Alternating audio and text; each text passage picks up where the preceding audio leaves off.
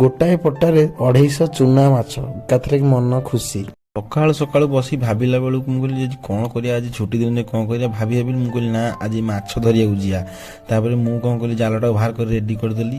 ଜାଲଟା ବାହାର କରି ରେଡ଼ି କରି ବେଗରେ ପୁରେଇଦେଲି। ତାପରେ ମୁଁ ଯାଇ ନଈ କୂଳରେ ପହଞ୍ଚିଗଲି। ନଈରେ ଜାଲ ଫିଟାଫିଟି କରି ରେଡ଼ି କରିଦେଲି। ମୁଁ ଆଜି ପୁରା ଛୋଟ ଗୁଣ୍ଡ ଜାଲଟା ଆଣିକି ଆଇଛି। ମୁଁ ତ ଗୁଣ୍ଡ ଜାଲ ଆଣିକି ମାଛ ଧରାଧରି କରୁଛି, ତ ଆପଣମାନେ କୋଉ ଜାଲରେ ମାଛ ଧରନ୍ତି କମେଣ୍ଟ କରି ଜଣାନ୍ତୁ। ସେଦିନ ମୋତେ ରତା ମାଛ ମାରିଥିଲା ବୋଲି ମୁଁ ଆଜି କ'ଣ କଲି, ଗୁଣ୍ଡ ଜାଲଟା ଆଣିକି ଆଇଛି।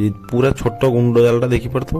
ତାକୁ ମୁଁ ଗୋଟିଏ ପଟା ପକେଇକି ଆସ୍ତେ ଆସ୍ତେ ଭିଡ଼ିକି ଆଣିଲା ବେଳକୁ ଦେଖିଲା ବେଳକୁ ମାଛ ପୁରା ଜାଲରେ ମାଛ ଫୁଲ୍। ମୁଁ ସେଇଠୁ ତାକୁ କ'ଣ କଲି, ଗୋଟିଆ ଗୋଟି କରି ଲାଗିଗଲି। ଗୋଟା ଗୋଟି କରିକି ଆଣିକି ମୁଁ ବେଗରେ ପକେଇଲି। 10-15 ପଟା ଏମିତି ପକେଇଦେଲି। ମୋର ହେଇଗଲା ମାଛ କିଲେ 1.5 କିଲୋ। ମୁଁ କହିଲି ନାଇଁ ସେତିକି ଥାଉ, ଆଉ ବେଶୀ ପକେଇଲେ ମାଛ ଚୁନା ମାଛ ସଡ଼ିଯିବେ। ତାପରେ ମୁଁ ନେଇକି ଘରକୁ ପଳେଇଲି। ଘରେ ଆଣି ଗଦେଇଦେଲି। ମୋ ବୋଉ ତାକୁ ସେଇଠୁ କ'ଣ କଲା, ବଛାବଛି କରିବା ପାଇଁ ରେଡ଼ି ହେଇଗଲା।